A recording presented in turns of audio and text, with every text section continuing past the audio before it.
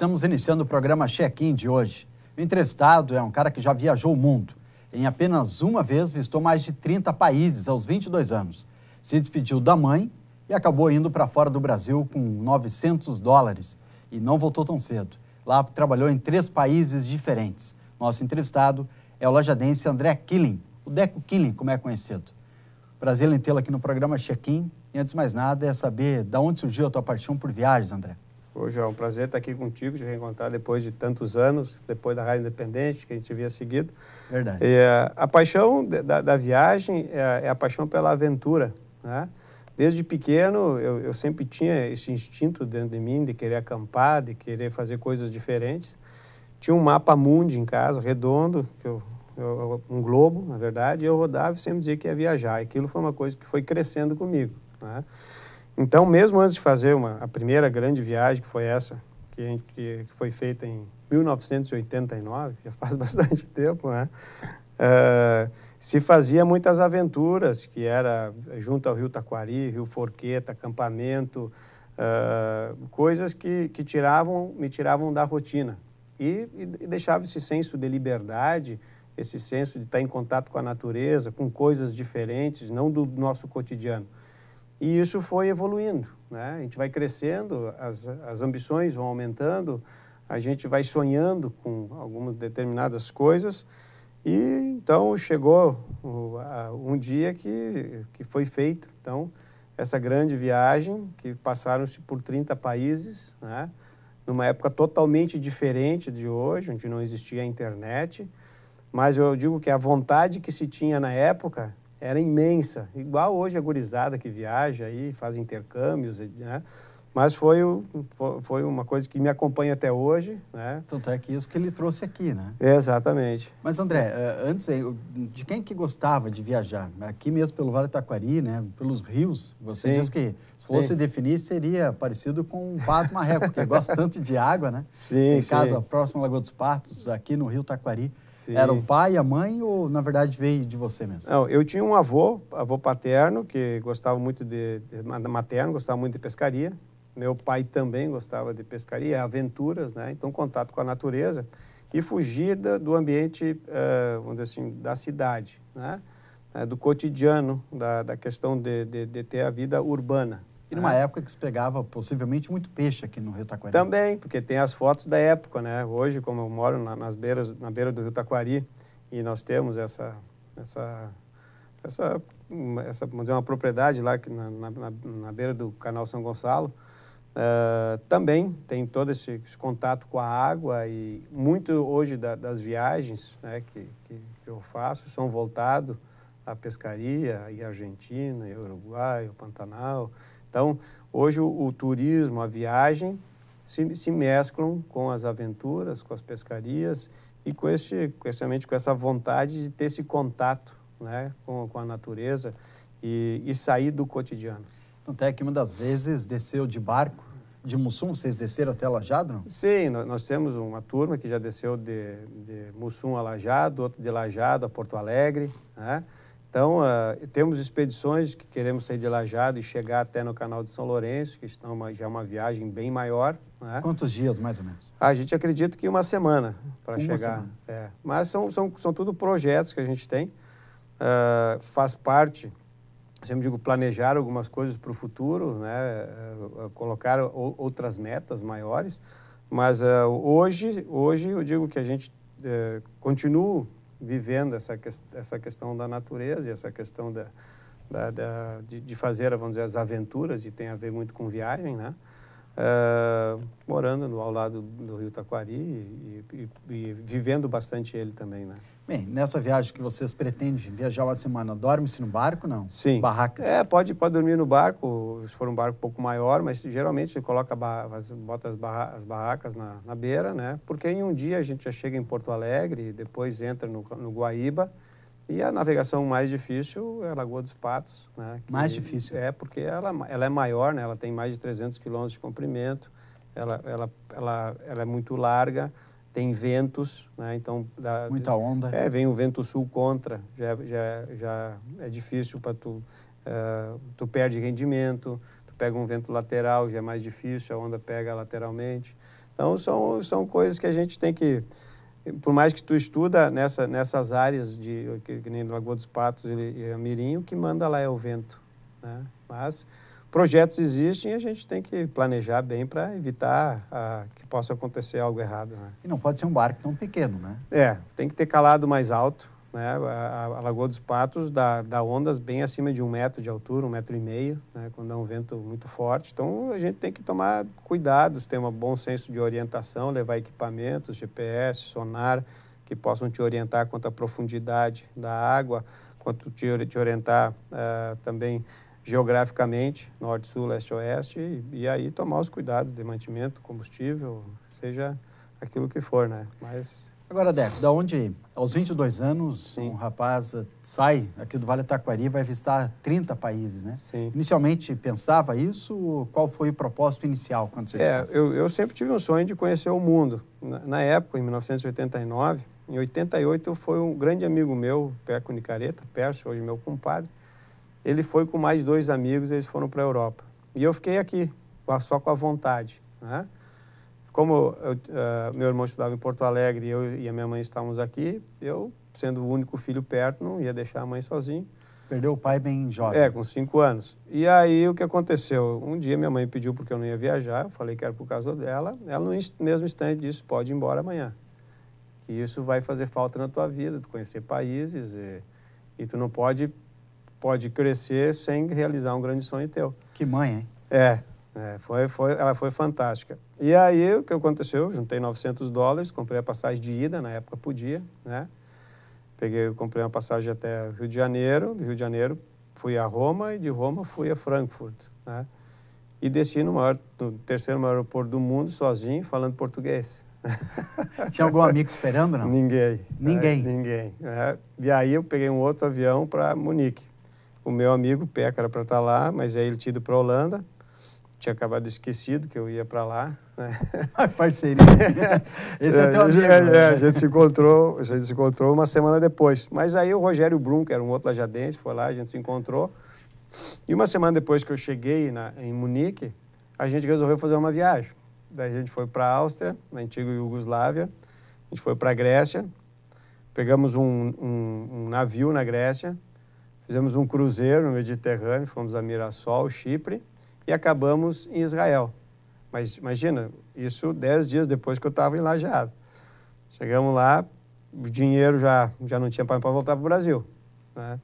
E a gente foi trabalhar nos kibbutz, que é umas agrovilas, e a gente trabalhava mais pela alimentação, um pouco de dinheiro, e para dar uma estabilizada. Trabalhava com o quê?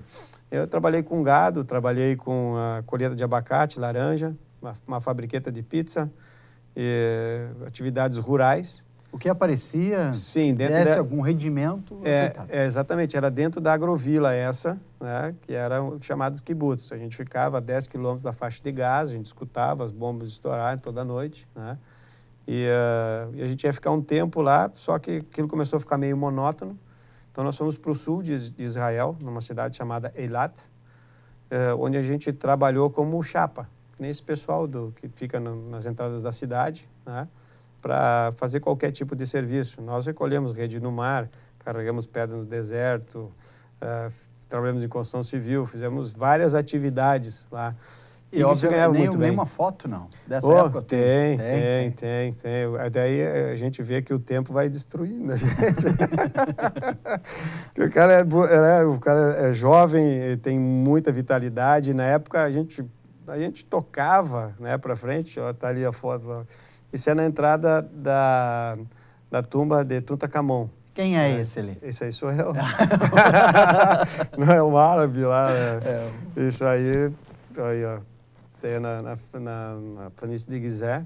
Essa é a pirâmide de Miquerinos, né? Tem Kelpos, que é fim Miquerinos, né? Kelpos é maior, a Miquerinos é que a gente conseguiu entrar. Aí, nessa oportunidade, a gente, inclusive, alugou camelo, foi andar de camelo. Uma das grandes emoções da minha vida, que tu só via nos livros de história, quando me posicionei perante as pirâmides, né? É uma coisa, assim, que arrepia. Extraordinário. É extraordinário, né? Tem a esfinge. Isso, há tanto tempo atrás, isso não era uma coisa corriqueira. tu tinha nos livros de história. Mas hoje ainda não é corriqueiro, né? Então a gente, vamos dizer, foi após ter passado esse período ali em Israel, Israel colado no Egito, a gente atravessou para o Egito, foi até perto do Sudão. Quando a gente resolveu fazer as contas, quer dizer, eu resolvi fazer as contas da nossa turma, pessoal, esse aqui me deve 200 ou deve 300, mas quanto tem? Não tem mais nada, então nós temos que voltar. Daí a gente pegou o primeiro trem, voltamos para Alexandria. Em Alexandria a gente conseguiu comprar umas passagens com carteira de estudante e conseguimos voltar para a Itália. Por que saíram de Israel? Nós saímos... Porque não tinha condições de se manter? Na verdade, assim, como a gente tinha essa questão de querer viajar, conhecer o máximo em menos tempo, né? Então a gente parava, a gente dizia assim, ganhava dinheiro e engordava. Porque a gente emagrecia. Hoje eu peso 76, né? Fiquei pesando 58, né? Continua logo em seguida, certo. Tem muita história, como é que foi na Itália. Sim. Mas isso depois do intervalo comercial. Estamos conversando com André Killing, o Deco Killing, lajadense, está contando que visitou vários países, mais de 30, numa viagem que fez quando saiu aqui do Brasil, aos 22 anos e $900 no bolso. Voltamos em seguida.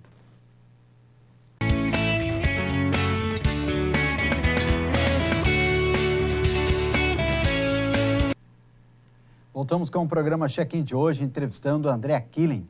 Você pode curtir através do Facebook, mandar o seu recado para que a gente possa fazer a sua pergunta, questionamento ou simplesmente dizer que está acompanhando essa incrível entrevista com o André.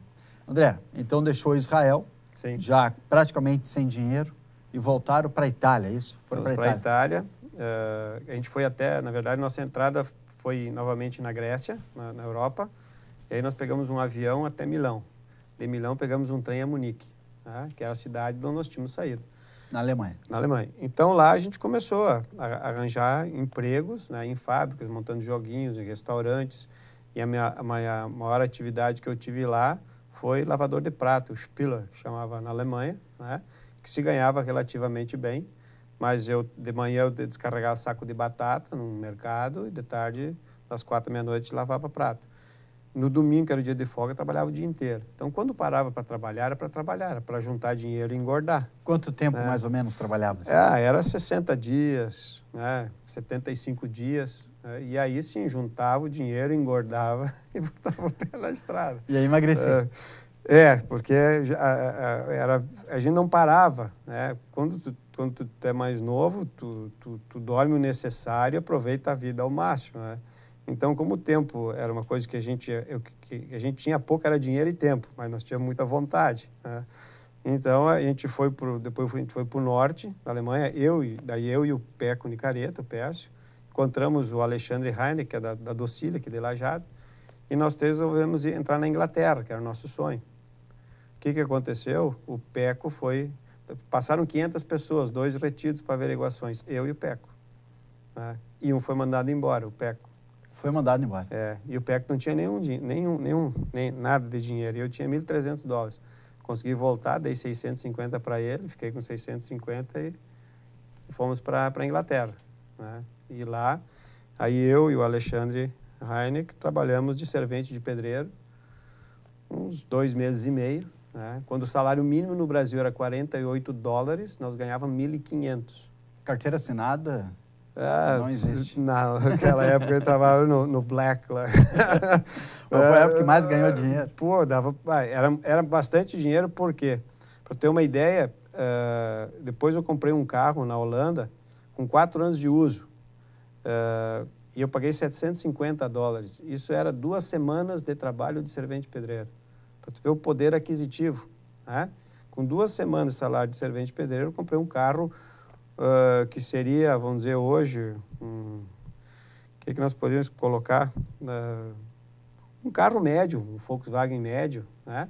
Um Fiat médio, um carro médio com 4 anos de uso, né?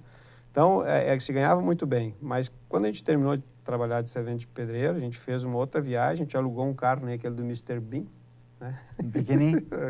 Dirigia do outro lado, né?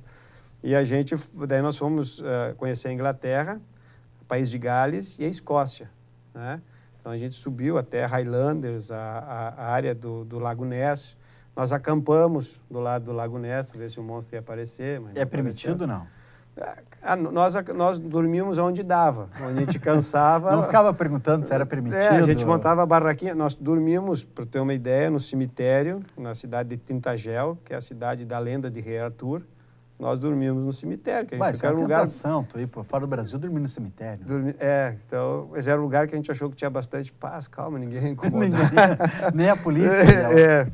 E a gente foi lá. Então, a gente, que nem eu disse, depois que eu comprei, eu aluguei esse carro primeiro, mas depois que comprei o carro, a barraca e o fogareiro, eu tinha a locomoção, eu tinha o hotel, eu tinha o restaurante e banho eu tomava em posto de gasolina. Então, se tornava uma viagem, para quem é jovem, né, extremamente barata. E para conhecer a cidade, né? E conhecer... de ônibus, avião é a mesma coisa. E nós nunca andávamos nas autoestradas, né? Nós andávamos sempre em estradas secundárias, terciárias, né? Porque, primeiro, para fugir dos pedágios, né? As autobanas na Alemanha não pagam, mas se for entrar na Itália numa autoestrada, tu sai pelado. Porque para nós, na época, era muito caro.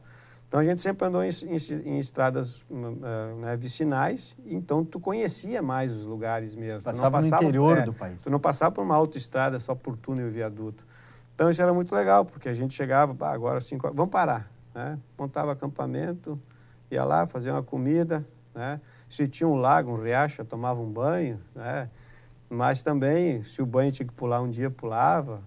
A gente não era o problema. Não era o problema, né? Mas eu digo assim, a gente fez uma viagem tão bacana, né? De dirigir em Roma, Paris, Munique, né? Tudo com o carro próprio, né? Com a gurizada, na verdade, né? Que a gente ligava para o Brasil de vez em quando, tinha que ligar pagando, porque a Embratel não pagava a conta e nós tínhamos que ligar.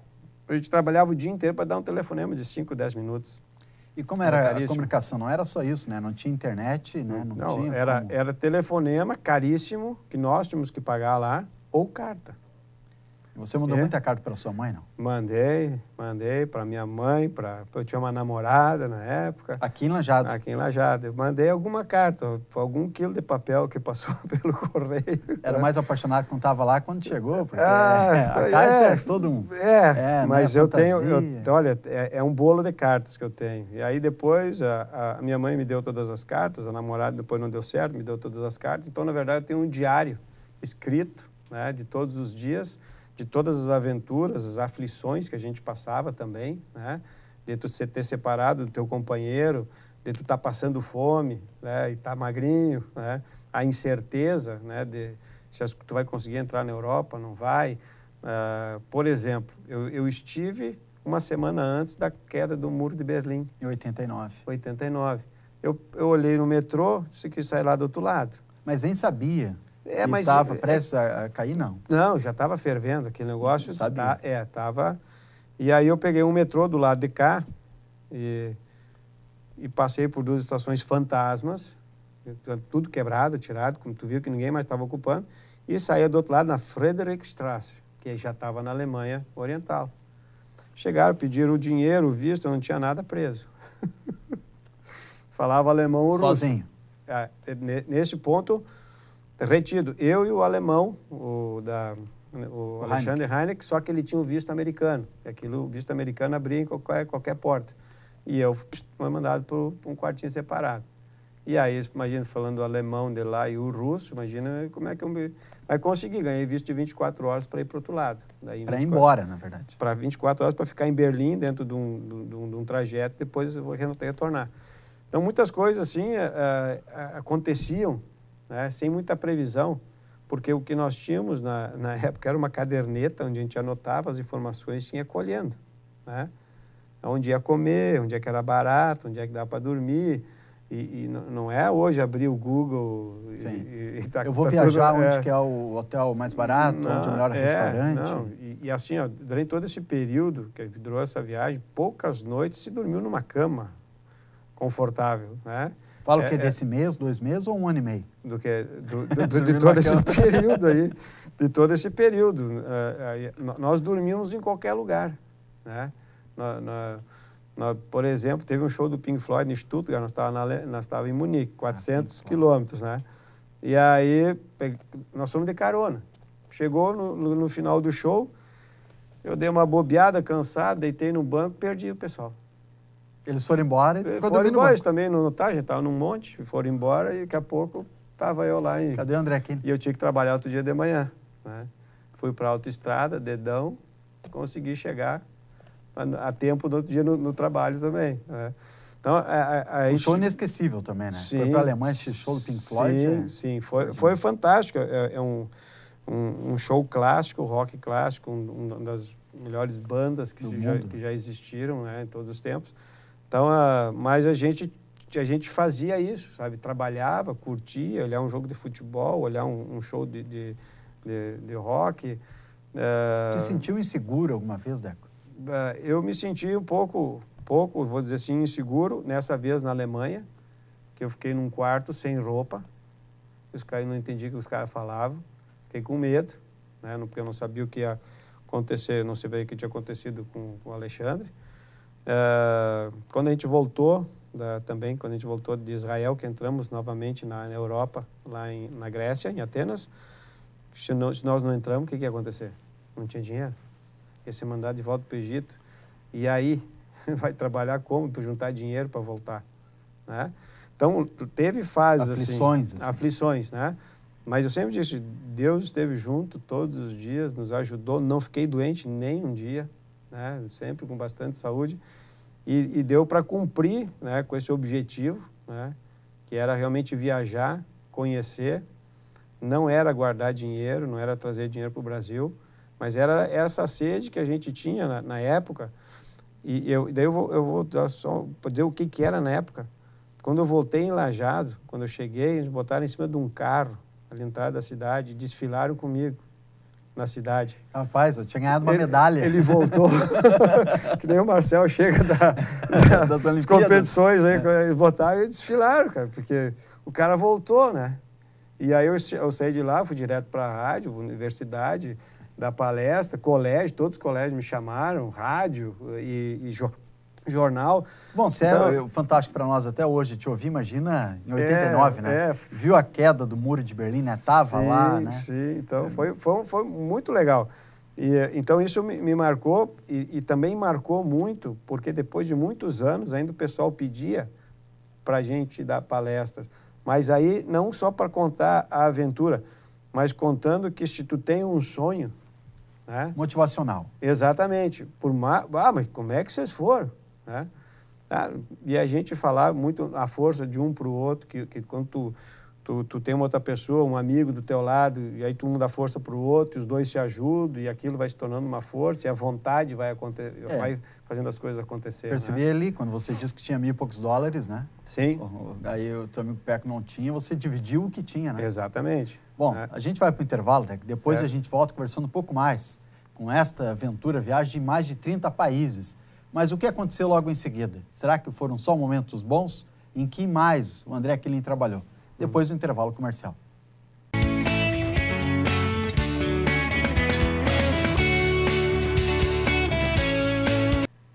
Voltamos com o programa Check-in, entrevistando André Killing, o Deco Killing.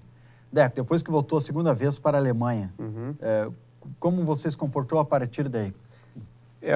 A segunda vez que eu fui para a Alemanha, aí foi para fins de conhecimento específico em três áreas. Na área de energia fotovoltaica, aerogeradores e na transformação da matéria sólida, vamos dizer, do lixo sólido, né? Desde o lixo hospitalar ao lixo doméstico, ao lixo urbano e a produção de energias renováveis. A Alemanha estava mudando a matriz energética dela, que tinha muita térmicas e muita energia nuclear, né? A térmica dependia muito do leste europeu e as nucleares com problema que uma hora dessas pode acontecer, vamos dizer, um acidente. Então, ela estava mudando, já mudou a matriz energética e botou muito fotovoltaica e aerogeradores.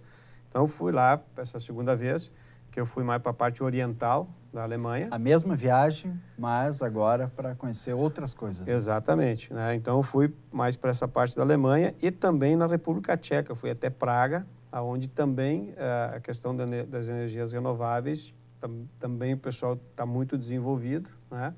E foi, então, um conhecimento mais específico a nível empresarial, essa outra viagem para a Alemanha e para a República Tcheca. Né? Ou seja, vocês curtiram muito, foram em shows, trabalharam, sim, mas sim, também queria ter um conhecimento. Sim, essa segunda viagem, né, foi para conhecimento. Né? Essa segunda viagem que eu estou te falando foi mais recente agora, né? Foi em 2012, se eu não me engano. Então, essa foi com um cunho específico. Né? E depois outras viagens também a lazer. Né? Então, também você foi ao México, ali o Caribe, foi um pouco na Argentina, esquiar um pouco.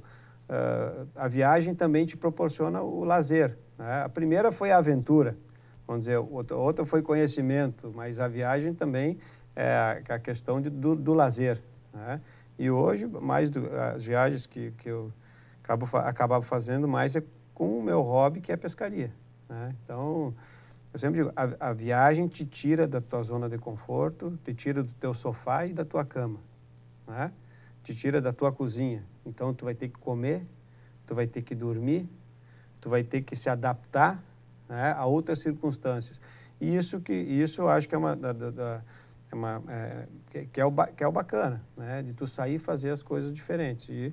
E dentro hoje das possibilidades que se tem e das coisas que gosta de fazer, a vida tu tem que traçar prioridades. Né? Então, hoje, minha família, os negócios, meus amigos e os prazeres. A gente também tem que saber dividir a vida, porque eu tenho 51, eu acho que eu tenho menos tempo do que eu já vivi, né? Então, a gente tem que começar, começar a botar... né? Exatamente, tudo com equilíbrio, até porque também tenho uma filha de 5 anos, que a gente, né, quer ver tudo acontecer, né, por ela, mas eu acho que todas essas experiências, né, que passei pelas viagens, pelas essas aventuras, vai te dando, vamos dizer assim, um novo olhar sobre as pessoas, sobre os acontecimentos, e tu chega a uma conclusão que o Brasil hoje está nessa situação. É uma questão educacional e cultural, porque nós não temos catástrofes climáticas, nós temos uma costa enorme que pode nos prover peixes, nós temos um solo fértil, e nós não temos terremoto, maremoto, tsunami, vulcão, nem um incêndio que hoje tem nos Estados Unidos, nós temos nas proporções, nós não temos aqui. A nossa diferença é cultural. É saber aproveitar o que nos está à disposição. Exatamente. E tu saber que o Japão, assolado por tudo que é assolado, é um país de primeiro mundo, as pessoas são educadas. E quanto que gastam em cada vez que ele é atingido? Né? Os valores, nós não gastamos nisso. Exatamente. Então, o que dá para ver, depois de passar, né, a gente vai aqui no Uruguai, já é diferente, vai na Argentina é diferente. Nós temos que, depois que tu começa a conhecer, a gente vê quanta gente precisa mudar, que a gente tem que começar a mudar os valores, que nós temos que começar a reciclar, fazer uma faxina nessa classe política que está aí, porque há uma defesa, porque diz que a pequena maioria que comete os desvios é a grande maioria. Nós temos que começar a falar a verdade também, e não esconder a sujeira embaixo do tapete. Quem tem que ter tapete vermelho, quando chega no lugar, é o empresário, não é o político. Que o dinheiro público é girado pela iniciativa privada. Não pelo público. Não existia. O público não produz nada. O público só gasta. Quem produz é o empresário. Sabe que é interessante hoje no posto a qual eu trabalho, chegou um cidadão com um problema de coluna. Sim. Daí o amigo dele diz, tá com problema de coluna, tá trabalhando? Não, eu tô na prefeitura. Uhum. Daí diz, mas se tu continua trabalhando, não, aqui na prefeitura é diferente, até a gente começar a trabalhar, até entrar no carro, até ir até o local. Sim. E aí lá a gente precisa de material. Uhum. E aí o poder público não quer que a gente gaste muito, tá todo mundo segurando, a Sim. recessão tá braba e tal. Sim. Então, rapaz, quando eu vejo que eu vou começar a trabalhar, tá na hora de vir embora. Pois é. E isso, tinha 3, 4 empresários junto, ficou indignado com a situação, né? Então, é mais ou menos o que tu falava. É uma questão cultural, né? Cultural. Tem que Agora, mudar. Deco, para que a gente possa entender do André Killing, Uhum. as viagens te mudou como pessoa, não? Mudou. Em que sentido? Eu digo assim, principalmente essa que foi mais longa, e tu chegar, porque eu digo que eu falava português mais ou menos quando eu cheguei na Alemanha. Então, tu imagina, tu chegar lá. Então, eu passei por várias privações, mas quando tu começa a te conhecer mais, né? Quando eu digo a solidão, né? O dia que tu entender o que é a solidão, tu vai dar cada vez mais valor aos teus amigos, aos sentimentos, a tua mãe à que tu saudade. deixou aqui. Exatamente, né? Então, no momento que tu começa, nós passamos fome lá, eu passei fome, né? Comi o que tinha, por um tempo, não, por um período curto, mas passei. Sim. Porque pesar 58 quilos, né, eu tava... Comi o básico. Era o risco e o cheiro, não tinha mais nada, né? E então tu começa a valorizar a comida, a questão da comunicação, né? Que nem aqui a gente está conversando fluentemente.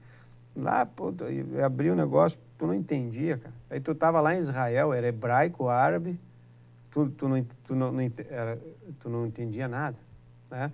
Então, a questão da comunicação, a questão de tu estar num meio onde tu conhece o meio e o meio te conhece, como as coisas se tornam mais fáceis, né?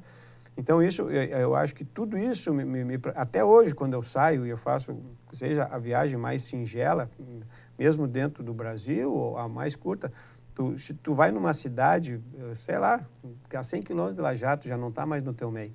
Mas isso tudo vai te preparando a chegar, a como abordar as pessoas, a como tu tirar informação, a como tu vai começar a se defender, né?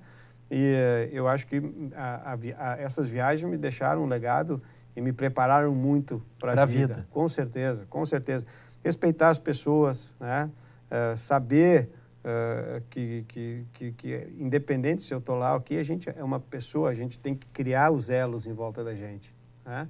E numa viagem dessa, como ficava pouco tempo em qualquer lugar, tu não conseguia criar, né, muitas possibilidades de união, né? E eu queria aproveitar esse momento e contar a história de maior coincidência que existe no mundo. É a minha. Eu vou contar uma história que toda vez que eu conto eu me arrepio. Quando eu estava lá em Israel, eu conheci um português chamado Luiz Belo. Luiz Belo. Luiz Belo. Ele não tinha os dentes na frente, ele fazia assim. Ficamos amigos, né?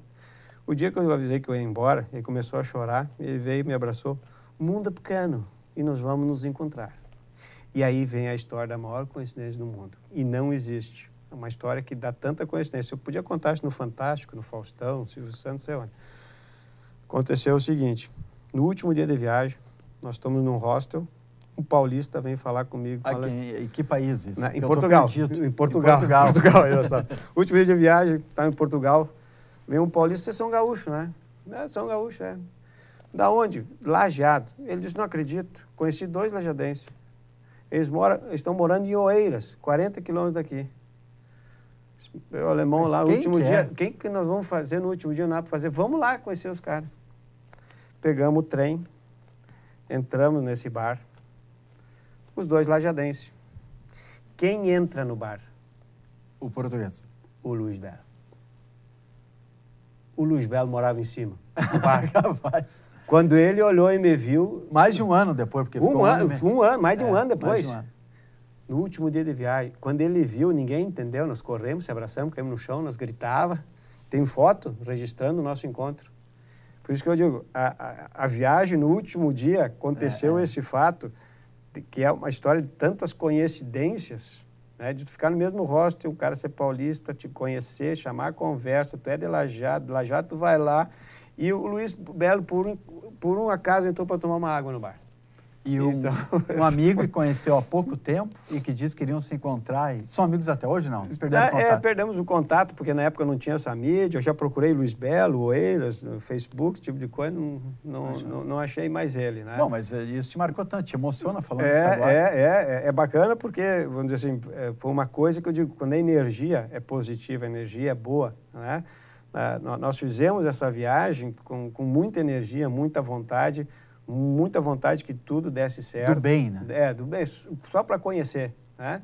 Conhecer, viver, aproveitar. Eu sempre digo, a vida tu faz dela das atitudes que tu tem, né? Talvez uma outra coincidência, o programa está na internet no mundo todo, né? Sim. Vai que ele te vê dando entrevista agora, vamos trazer ele aqui no programa, né? Qual o nome, Luiz? Luiz Belo. Luiz Belo. Belo. Mas é bacana, por isso que eu digo, a viagem, sim. Eu acho que toda viagem traz experiências, né? A que marcou foi essa, porque ela foi mais longa, mais países, menos mas eu tenho mais dúvidas para tirar sim. contigo, na tua área, construção. Mas isso, sim. depois do intervalo comercial, nós voltamos em seguida falando com o André Killen, o Deco, que fez várias viagens. A que marcou foi essa, que visitou mais de 30 países em 1 ano e meio. Voltamos em seguida.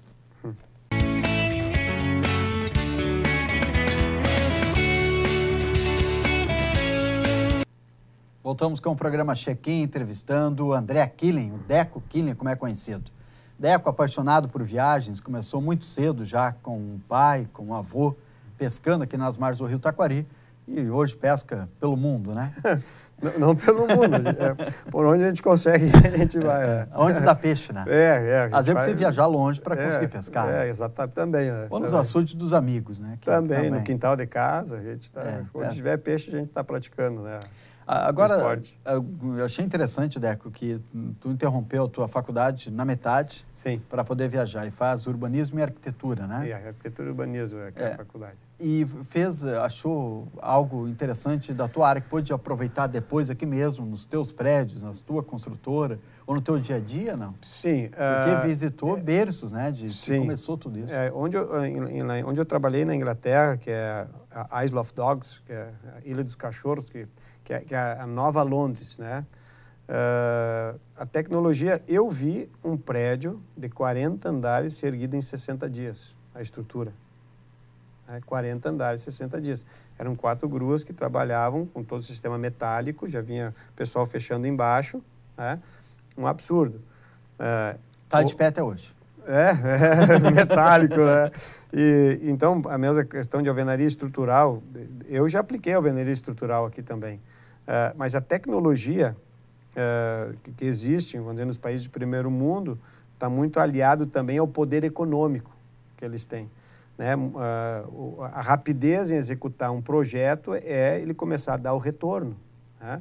Nós temos hoje, já aqui no Rio Grande do Sul, em Canoas, foi executado um hotel Ibis de 8 andares em 67 dias. Então, nós temos a tecnologia que tem lá aqui, mas quem está disposto a pagar, talvez um hotel que ia demorar 2 anos para começar a faturar já no 3º ou 4º mês, essa diferença paga. Né? Fica bem construído. Com certeza. É um estilo semelhante. Hoje é um estilo frame, se chama, mas lá era uma estrutura metálica.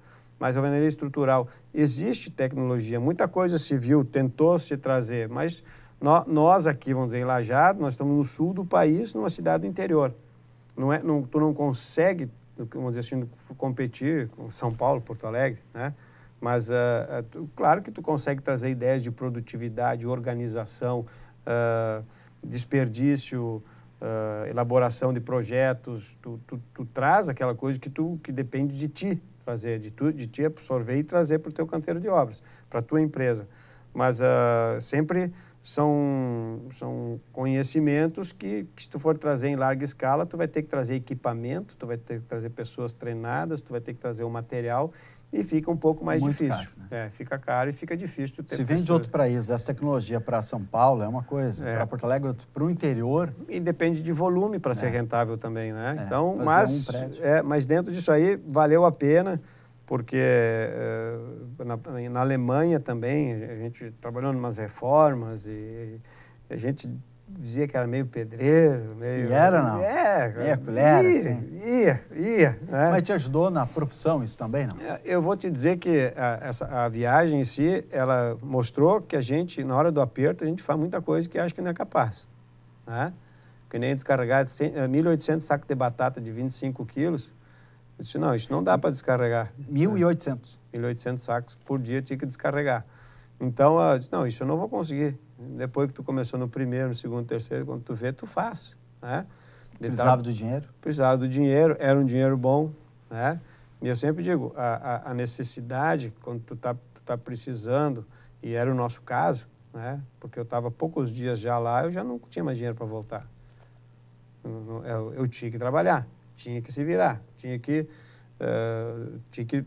acordar de manhã e dar os primeiros passos, né? Durante esse período tirou algumas fotos, a gente gostaria de mostrar algumas fotos dessas, por onde você passou. E aí vai descrevendo para nós, por favor, aonde que é essa foto. Isso aqui é na Holanda, né? Em Amsterdã, numa das ruas lá, que tem muito trem, muita bicicleta, para ver que tem um monte de bicicleta lá atrás. Essa é Amsterdã, bem no centro. Essa é a foto uma semana antes de cair o Muro de Berlim. Pode olhar que o portão de Brandemburgo, ainda a carruagem está voltada para o lado oriental. Certo. E aqui que foi a cena histórica da queda do Muro de Berlim. Onde eles começaram a arrancar o muro foi exatamente no portão de Brandemburgo. Se olhar essas pichações, quando tem a filmagem do rompimento do muro, são exatamente nesse local aí. Eu estava ali uma semana antes. Coincidência. Cabeludo. O tempo foi deixando cair os cabelos e deixando branquinho. Coliseu, de Roma. Em Roma, estava chovendo aquele dia. Claro que hoje é todo o piso do Coliseu caiu, né? Então, assim, as arquibancadas caíram, mas são as ruínas do Coliseu, né? Em Roma. Que até hoje é um ponto turístico, né? É fantástico, né? É muito legal. Isso aqui é na cidade, na divisa, é na Áustria. É a cidade de... Ih, agora me deu um branco. Bem na divisa da Áustria com a Alemanha. Depois no inverno. Eu acho muito bonita essa foto, porque está tudo moldado de branco, né? E uma temperatura abaixo de zero. E fantástica na Áustria essa foto. Já tinha visto neve antes de ir para lá, não? Não tinha visto neve. Não tinha visto. Isso aqui é em Veneza, né? Veneza, cabeludo. E Veneza é uma cidade, né, que não tem estradas. Tu tem um grande estacionamento que tu deixa os carros e tu entra ali. Ou tu vai caminhar, ou vai andar de gôndola, vai andar de barco. É fantástica a cidade. A Itália. Acrópole, em Atenas.